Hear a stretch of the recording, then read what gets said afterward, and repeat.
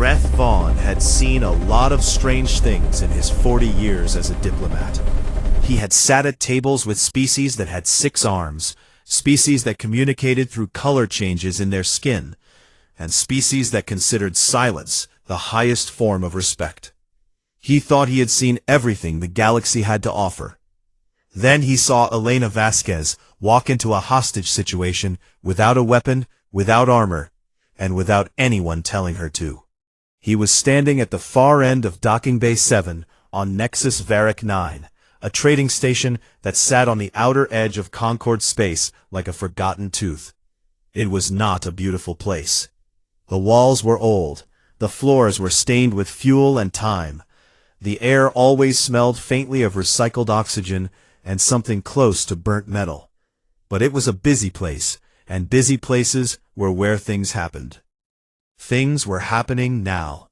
3 Drevari mercenaries had taken 6 hostages near the cargo loading area. The Drevari were tall, with gray skin and sharp facial ridges that made them look permanently angry. They were not a peaceful species. They were known for being quick to violence, and even quicker to follow through on their threats. The station's security team had formed a line about 30 meters away, and had not moved in over 20 minutes. Their commander, a Phelan officer named Tessic, was speaking quietly into a communication device, and looking more afraid with every passing second. Greth Vaughn had pressed himself against the wall near the observation walkway above. He could see everything from there. He could see the hostages, 2 humans, a Keth, 2 Serini, and a young Drevari who looked like it might have just been in the wrong place, sitting on the ground with their hands raised. He could see the lead mercenary, the tallest one, pacing back and forth with a long energy weapon in his hand. The mercenaries' mandibles were moving fast, which in Drevari body language meant fear hiding behind anger. He could also see that nothing was going to get better on its own. And then Elena Vasquez stepped out of a side corridor. She was not in uniform. She was wearing work clothes, heavy cargo pants, a jacket with a company logo on the sleeve, and boots that looked like they had walked across half the known galaxy. She was carrying nothing. Her hands were open and visible. She had dark hair pulled back from her face, and an expression that Greth Vaughn could only describe as calm in a way that did not seem to belong in that room. She walked toward the mercenaries at a normal pace. Not slow, not fast, the way someone walks to a market stall. Security Commander Tessic nearly choked. He hissed something into his communicator. 2 of his officers started forward. Elena held up one hand behind her back, a small, flat gesture. Without even looking at them, they stopped. Greth Vaughn did not understand why they listened to her. She had no authority there. She was a civilian cargo runner. And yet they stopped. She kept walking. The lead mercenary raised his weapon. He shouted something in broken Concord Standard, a warning, something about staying back or he would fire. His voice was loud and rough, and there was something shaking in it, underneath the volume. Elena stopped at a distance that was, by any reasonable measure, too close. Close enough that if he fired, she would not be able to move in time. She put her hands out to her sides, palms forward. "Hey," she said, just that word, in a voice that was not loud at all. The mercenary stared at her. "You look tired," she said. "Not angry tired, just tired. Like you haven't slept in a while." Nobody moved. Greth Vaughn was not sure anyone breathed. "I've been in bad spots before," Elena continued. Her voice was steady, not the steadiness of someone pretending to be calm. Something else, something that came from a different place. "I've been in spots where I thought there was no way out that didn't cost me something I didn't want to pay. And somebody talked to me like I was still a person worth talking to. I want to do that for you right now, if that's okay." The lead mercenary's weapon was still raised, but his mandibles had slowed. She looked at him the way people look at someone they already know. Not studying him, not calculating, just looking. "That one behind you," she said, tilting her head slightly toward the youngest mercenary. "He's scared. Not of us, Of you. Of what happens next. You've been watching him the whole time I've been standing here. That means you care what happens to him. The lead mercenary said nothing. Whatever deal fell apart, whatever got you here, she said, it doesn't have to end the way you're afraid it will. Worse ways, sure. But other ways. She waited. She did not push. She simply stood there and gave him room to think, the way you give a door room to open. It took 4 more minutes. Greth Vaughn watched the weapon lower slowly, not dropped in surrender, but set down with something like exhaustion. The lead mercenary sat down on a cargo crate and put his head in his hands. The other 2 followed. One of the hostages, a human woman, let out a breath so shaky it sounded like it hurt. Elena walked forward and sat down on the floor in front of the lead mercenary. She said something to him quietly, something Greth Vaughn could not hear from where he stood. The mercenary looked up at her, and for just a moment his face was completely open, not threatening, not violent. Just a person who had run out of road, and found, unexpectedly, that someone was willing to sit with him in that. Then security moved in, and it became an official matter, and Elena stood up and stepped back and let them handle it. One of the human hostages was shaking badly. Elena put a hand on his shoulder and said something to him, and within 2 minutes he was laughing. A short, unsteady laugh, but real. One of the Sireni hostages looked at her with wide, pale eyes, the kind of look that meant they were trying to understand something that did not fit into any of the categories they had been given. Greth Vaughn understood that look very well. He stood on the walkway for a long time after the bay cleared. He was trying to find the word for what he had just seen. He was a diplomat. Words were his whole life. He had words for bravery and strategy and compassion. But what Elena Vasquez had done did not fit any of them exactly. She had walked into danger, not because she had calculated her odds and found them acceptable. That was courage, and he knew what that looked like. This was something else. She had walked in because, as far as Greth Vaughn could tell, it had not fully registered to her as danger. She had seen a person who was tired and scared and out of options, and she had walked toward him the way you walk toward something that needs you. That night, in his quarters, Greth Vaughn sent a private message to the Concord's Xenopsychology Bureau. He wrote carefully. He chose each word with the precision of someone who understood that words carried weight. He wrote several things about what he had observed, about her posture and her tone and her technique, about the outcome and its speed and its cost, which was nothing. And at the end, after all his careful diplomatic language, he wrote one sentence that he could not make more complicated than it was. The human did not appear to notice that she had been in danger. He stared at it for a while. Then he sent it and went to bed, and found to his quiet surprise that he could not sleep. Dr. Yills had been studying living things her whole life. She had spent 30 years cutting open questions about biology and pulling out answers. She had written papers on Keth nerve regeneration, on Sireni respiratory adaptation, on the strange way Phelan young absorbed language through their skin before they were even born. She was not a person who got surprised easily, but she had been surprised by humans. She stood at the front of a small conference room aboard the research vessel Serenloa. The room held 9 people, all senior scientists, all from different species, all with the kind of faces that said they had seen enough of the galaxy to stop being shocked by it. She had asked for this meeting herself. She had marked it private. She had spent 3 weeks deciding how to say what she was about to say. She pulled up the first image on the display behind her. Heart rate, blood pressure, muscle output, all measured in a human male during an emergency drill simulation. She let them look at it for a moment. "This is a human body under extreme physical stress," she said. "This is not unusual for any species. What I want you to look at is what happens to the numbers." The graph moved forward in time. The readings did not drop, They climbed. One of the scientists, a Keth named Vorath, leaned forward in his seat. "That is the wrong direction," he said. "Yes," said Dr. Yils. "It is." She moved to the next slide. When most species experience a serious physical threat, the body does something sensible. It registers danger. It activates certain systems and shuts down others.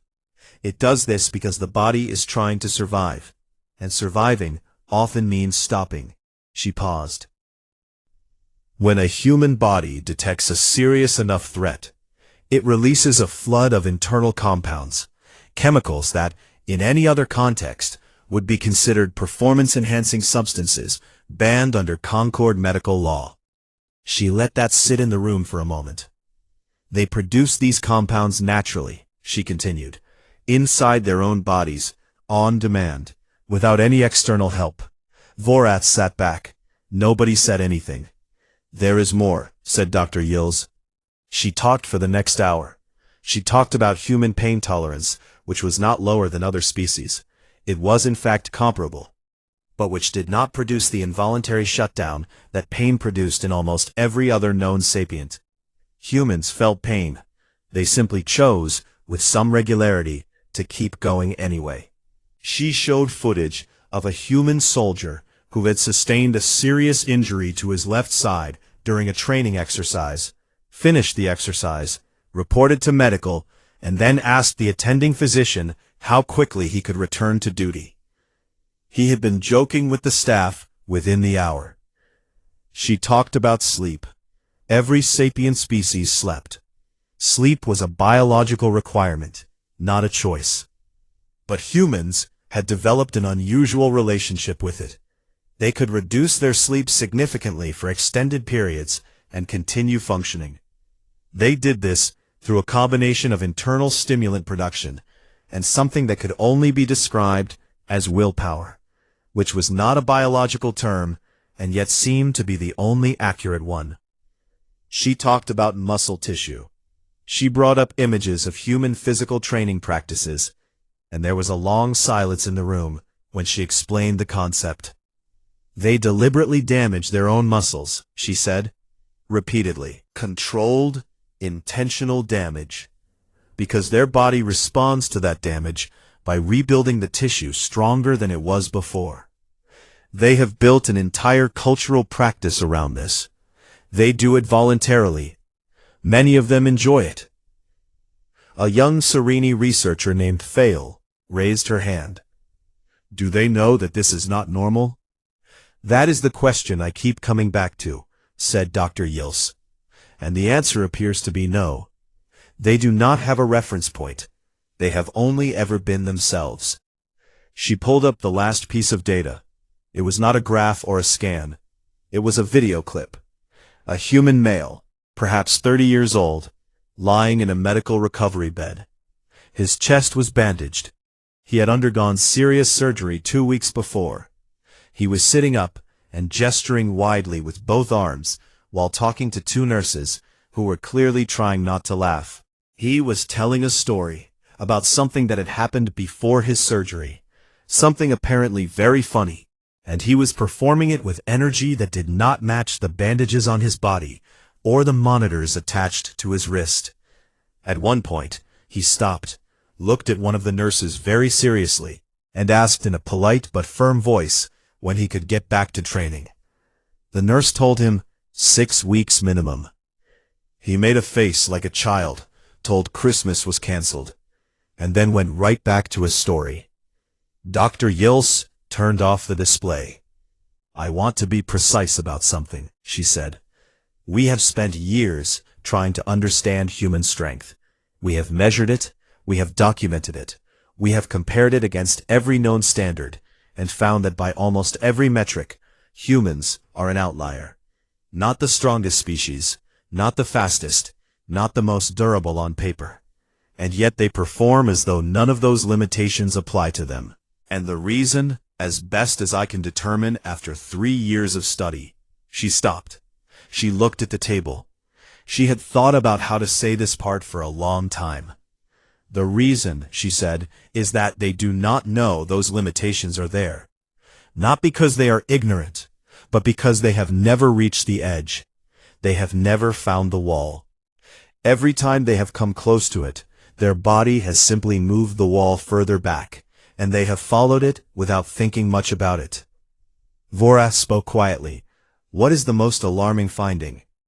Dr. Yiels looked at him for a moment. Then she reached over and turned the display back on. The video of the man in the hospital bed came back up. He was laughing now. The big, unguarded laugh of someone who had forgotten, at least for a moment, that he was supposed to be recovering. That, she said, is the most alarming finding. The biology is extraordinary, but it is just biology. She looked at the screen. The most alarming finding is that he is not pretending. He is not performing strength for an audience. He is not being brave in a way that costs him something. He is genuinely, completely comfortable in that bed, in that body, 2 weeks after major surgery, telling a funny story and asking when he can go back to training. She turned the display off again. He does not think he is remarkable. He has no idea. And that means, she folded her hands on the table. That means we have no way of knowing where his ceiling is. We have no way of knowing where any of their ceilings are, because they have never found one, and they are not looking. The room was quiet for a long time after that. Nobody argued with her findings. Nobody asked for a second opinion, or suggested she had read the data wrong. They sat with it, the way you sit with something that cannot be unsaid. Outside the window of the Seren Loa, the stars were still and silent and very far away. They did not care about the conversation happening in that small room. But the people sitting in it cared. They cared very much. And when the meeting ended and they all went back to their work, every single one of them did so a little more carefully, a little more thoughtfully. The way you move around something you have only just realized is much larger than you thought. Commander Halketh had read everything the Concord had on human soldiers before the Coalition deployed. He was thorough that way. He read the reports, studied the numbers, watched the training footage. He came to a conclusion that seemed fair and reasonable. Humans were brave, often reckless, difficult to manage, and useful for keeping morale up in long deployments because they were loud and told a lot of stories. He did not expect them to save the base. The situation at Forward Base Arkan had developed quickly and badly. The Dravari hegemony had pushed into the outer Veth corridor with more force than anyone had predicted, and the Coalition had been caught in a position it had not planned for. Halketh's tactical models, good models, models he trusted, gave the base a 7% chance of holding. He had run the numbers 4 times and gotten the same answer each time. He had begun drafting the evacuation order when Colonel James Okafor walked into the command room. Okafor was a big man, wide across the shoulders, with a quiet way of moving that did not match his size. He had short gray hair and a face that had clearly been hit a few times and had simply decided not to show it anymore. He looked at the tactical display for about 30 seconds. Then he looked at Halketh. "Tell me the evacuation order isn't finished yet," he said. He did not say it aggressively. He said it the way someone says it when they already suspect the answer and are giving you a chance to change it. "The probability of successful defense is 7%, said Halketh. Okafor looked at the display again. "What's the probability if my people hold the East Corridor?" Halketh pulled up the model. 19%. "And if we hold East and establish a secondary line at the fuel depot?" Halketh ran it again. 31. Okafor nodded like that settled something. "We'll hold the base," he said. He picked up his helmet from the table and left the command room before Halketh could say anything else. What happened over the next 43 hours was something that Halketh would spend the rest of his life trying to explain to people who had not been there. He watched it from the command room, through cameras and reports and the voices coming through communication channels. And even watching it from a distance, he found it very hard to believe. The human soldiers held the East Corridor. They held it for 11 hours, against a force twice their size, taking turns resting in 2-hour blocks while the others fought, passing supplies and water and what appeared to be food along the line with a casual efficiency that looked nothing like a unit under siege. Their communication channel was, to Halketh's deep confusion, frequently funny. Not the brittle, desperate humor of people who were scared, the genuine kind. The kind that came from people who were, on some level, comfortable. A soldier named Reyes was hit in the arm by debris in the 6th hour. She wrapped her own arm, switched her weapon to her other hand, and kept fighting. She did not report the injury for 4 hours, at which point it came up only because someone else mentioned it casually during a supply run, and the medic overheard. When the medic arrived, Reyes argued that she was fine for nearly 2 minutes before accepting treatment. She was back in position before the medic had finished packing his kit. In the 14th hour, a section of the secondary line collapsed. 3 soldiers were cut off. Halketh watched the camera feed, already calculating the loss, already moving on to the next problem. Then 4 other soldiers went in after them.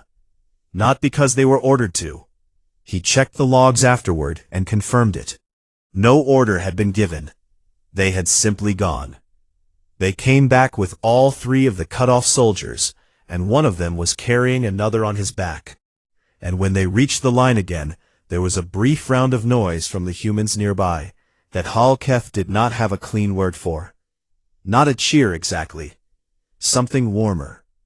By the 32nd hour, Halketh had stopped running probability models. They were not keeping up with what was actually happening. The base held. On the 43rd hour, the Dravari pulled back. It was not a full retreat. They were regrouping, but it was enough. Enough time for reinforcements to arrive. Enough time to change the shape of the situation from survival into something more stable. Halketh walked out of the command room for the first time in 2 days. The base was damaged but standing. His own people were exhausted. The human unit was also exhausted, visibly, in the way that tiredness sits on a body like weight. But they were also eating, talking, checking on each other. Someone was telling a story. Someone else was laughing at it. He found Okafor sitting alone outside the eastern perimeter, on a piece of broken wall, looking up at the sky. The stars were coming out. Okafor had his helmet off, and his eyes were half closed, not in tiredness exactly, but in the way of someone who had gone somewhere quiet inside themselves, and was resting there. Halketh sat down nearby. He was not sure why. Reports to file, decisions to make, communications to send. He sat down anyway. For a while, neither of them said anything. The sounds of the base carried on behind them. Quiet voices, the hum of repair equipment, the distant sound of someone laughing again. "How did you do it?" Halketh asked. He meant to ask it more formally, more as a commander to a commander. It came out plainly instead. Okafor was quiet for a moment. He turned his helmet over slowly in his hands. "Do what?" he said. "Keep 'em together. Keep 'em going. My models said 7%. They performed like the models were wrong." Okafor looked at the sky. Something in his face was still and settled. The face of someone who had made peace with a lot of hard things over a long time. "They're good people," he said. "That's all. They're good people, and they know it about each other. And when things get hard, they hold on to that. You just have to remind them of what they already are, and then get out of the way." Halketh sat with that for a while. He had spent 40 years in military service. He had studied tactics, logistics, unit psychology, the long history of warfare across a dozen species. He knew how armies were built and held together. He knew about discipline and hierarchy and the structures that kept soldiers functioning under pressure. He had never once considered love as a tactical element. But sitting there in the quiet, with the sounds of Okafor's unit behind them, and the stars coming out above them. Halketh understood that was exactly what he had been watching for 43 hours. Not strategy, not discipline. Something older and simpler and much harder to plan against.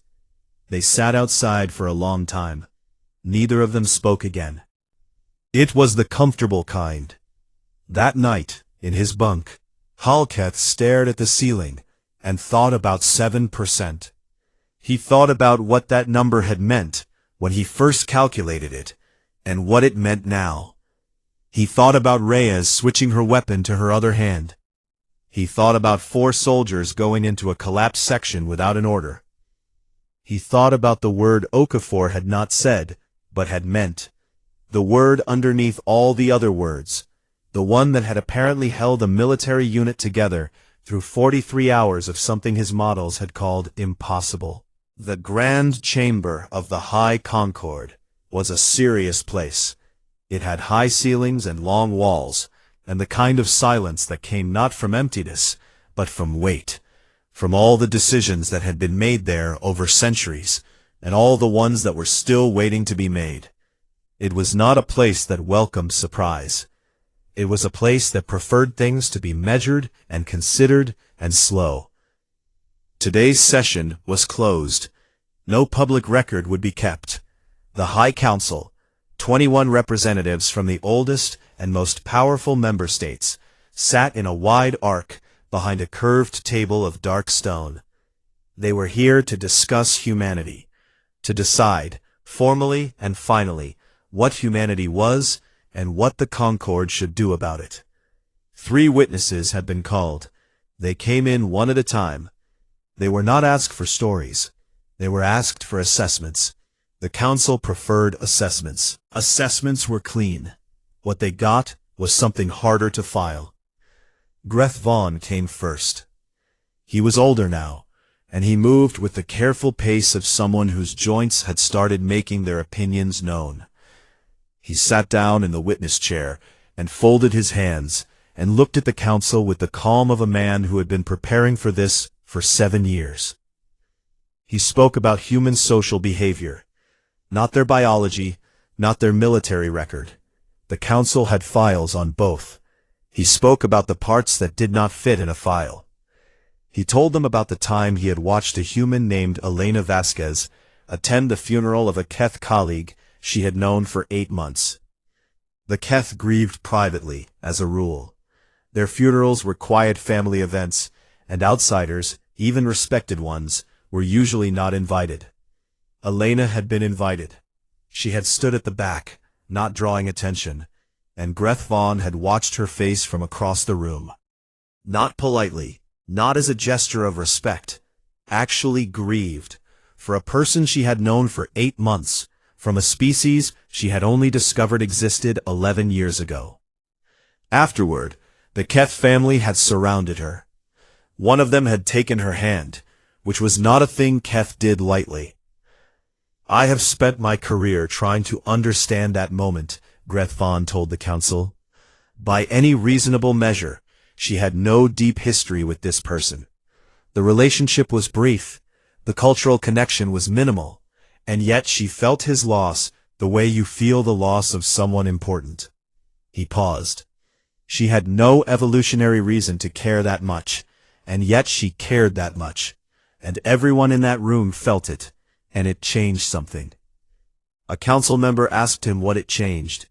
Greth Vaughn thought about it carefully. It made the family feel less alone, he said.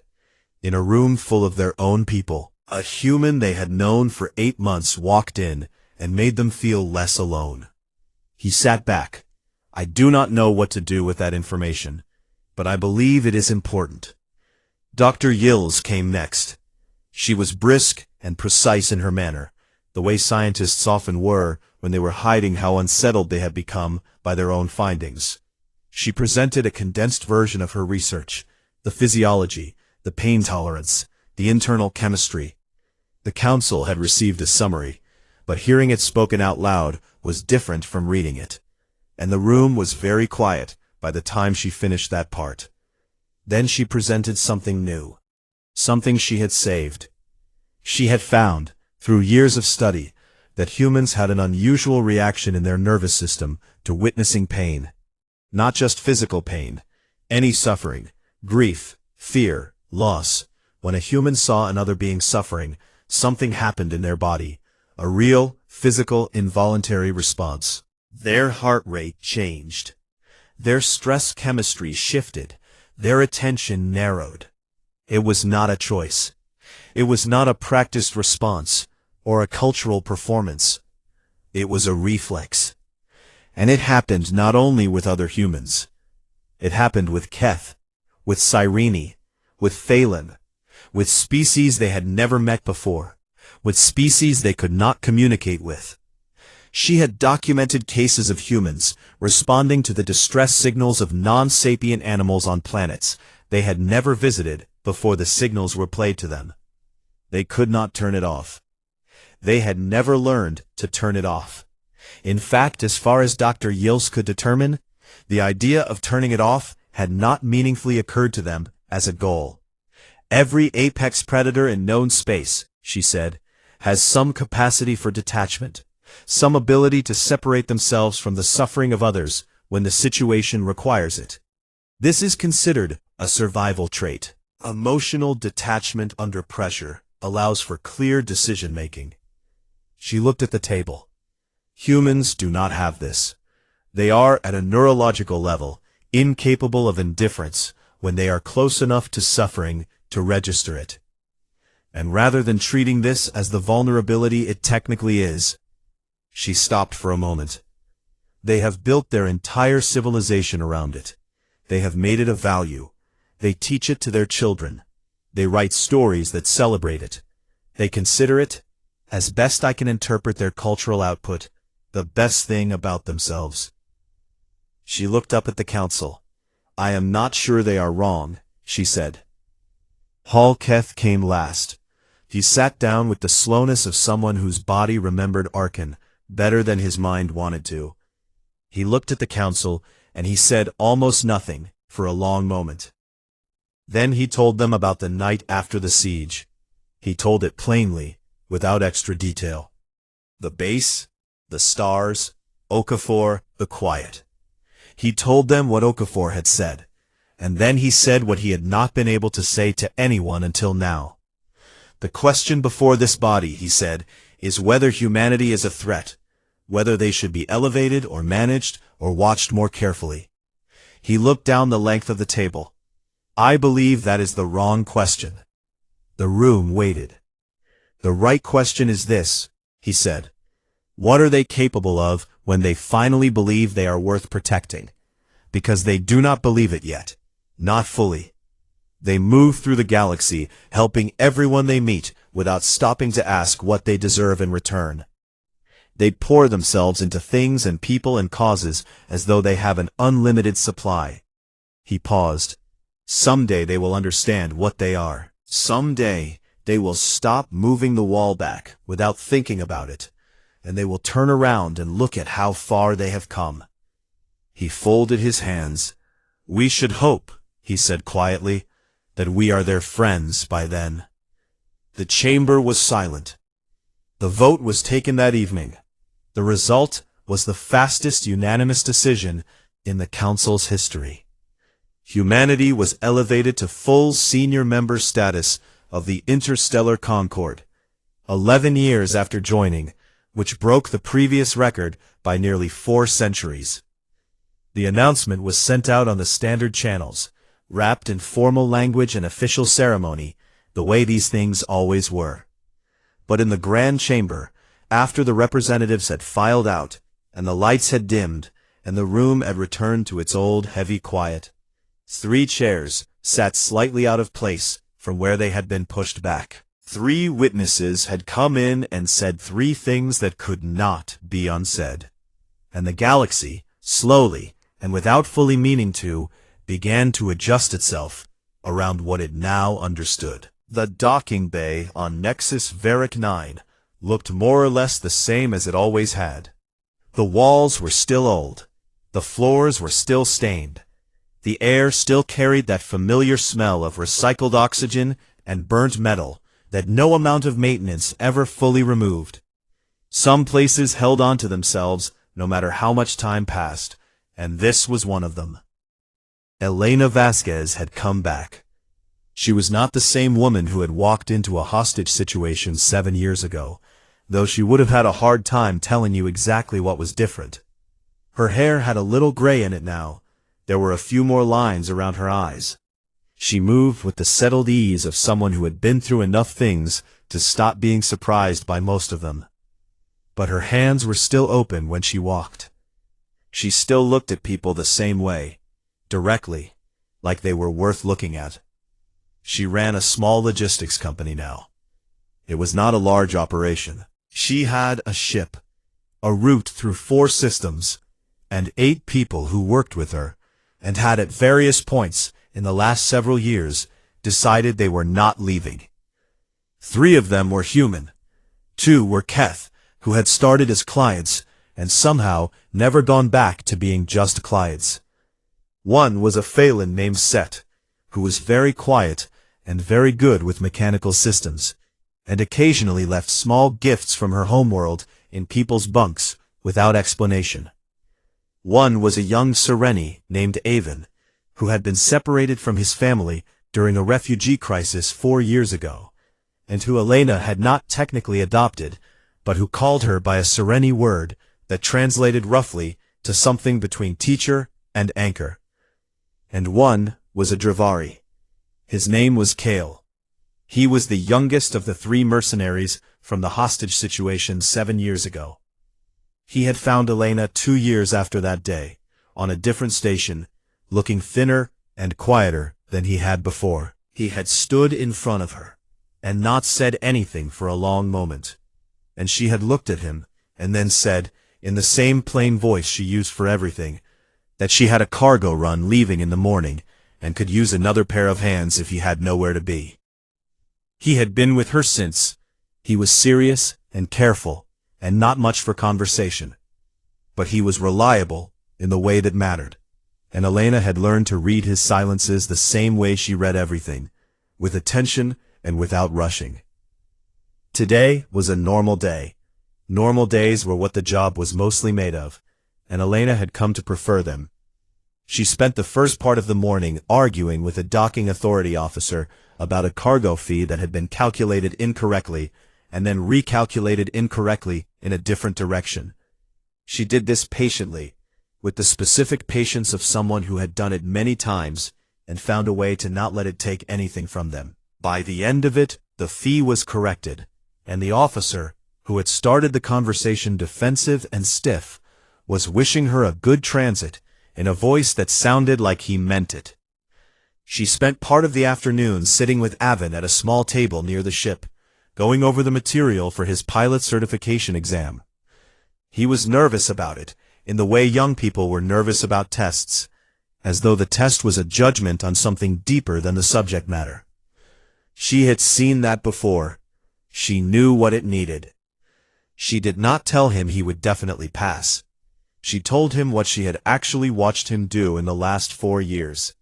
The docking approaches he had handled, the difficult run through the debris field near Sector 9, the time he had kept the ship steady through a pressure malfunction while she was dealing with a cargo emergency in the back. She told him those things mattered more than whether he remembered the exact procedure number for atmospheric entry, and that if he knew the reasons behind the rules, he would remember the rules, and that she had watched him understand reasons very well.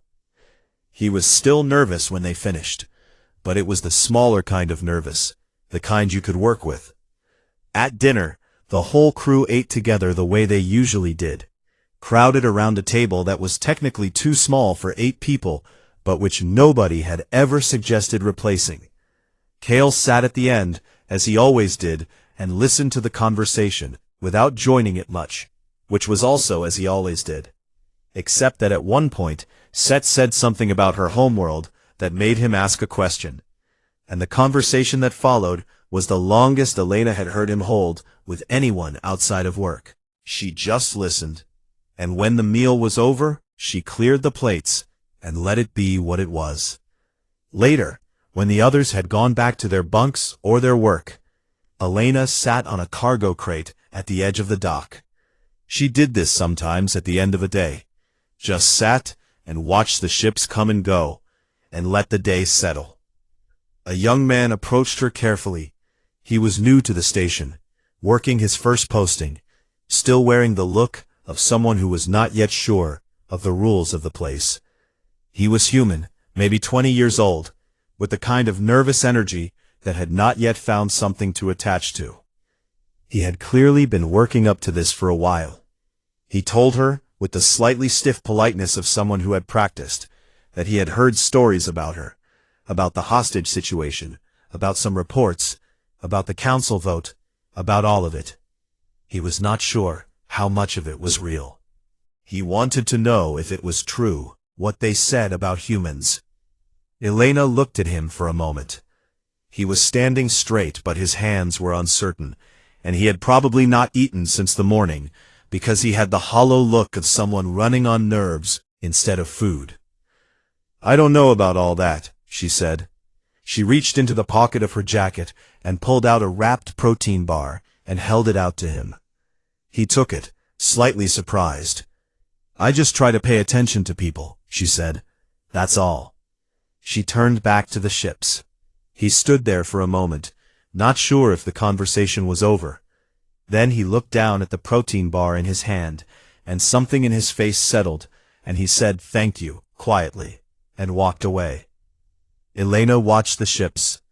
Across the bay, standing near the far wall, Greth Vaughn was passing through for the last time. He had one final piece of Concord business to complete on a station 3 systems away, and Nexus Varick 9 was on the route.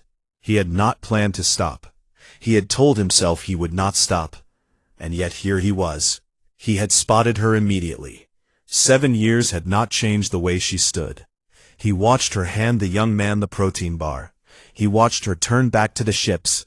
He watched the young man look at the bar in his hand with that particular expression, the one that said something small had just mattered more than expected. Greth Vaughn had spent 7 years trying to find the right words for Elena Vasquez. For all of them. For the thing that humans were, that no report, or testimony, or council vote had fully managed to capture. He had tried many versions, and none of them had been right. Standing in the doorway of Docking Bay 7, on a worn-out trading station at the edge of known space, watching a woman sit on a cargo crate and look at ships in the quiet evening light, he finally found it. They moved through the universe as though every being they met was worth knowing. Not as a policy, not as a strategy, not as a diplomatic position or a cultural performance, or a calculated choice. They did it the way they breathed, because it had never occurred to them not to. Because somewhere in the long and difficult story of what they had been and what they had survived, they had decided, without making a formal decision about it, that this was simply the right way to be. And the terrifying part, the part that had kept Greth Vaughn awake more nights than he could count, was not their strength, or their resilience, or the strange biology that made them harder to break than anything their size had a right to be. The terrifying part was that they meant it, every single time.